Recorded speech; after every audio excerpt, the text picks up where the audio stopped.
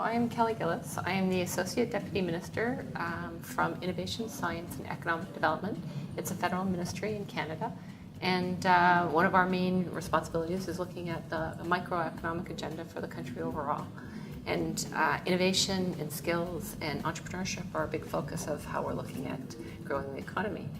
So when I'm talking to a lot of my counterparts here, and there's 51 people from 27 countries, it's amazing how much similarity there is in how we're looking at growing our economies overall. We're all at different stages, but we're learning and exchanging and sharing with each other, which I think is a valuable experience for us all.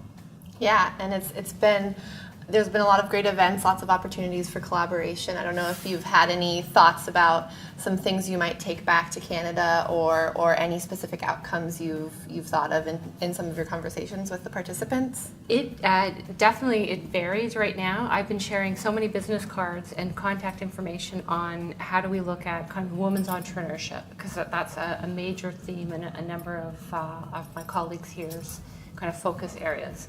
So whether we're looking at it in Belize or whether we're looking at it in Barbados, so how do we develop programs like that? So for us, I think it's a lot about sharing kind of conditions for success in how we're each kind of managing our priorities going forward.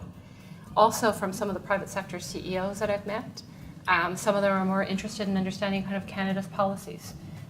The gentleman yesterday from Thurman, they're building ships in Canada, so our Canadian content policy was of interest to them. And he knows it to a certain degree, but he hasn't actually spoken with the federal government because he's usually an indirect supplier into that value chain.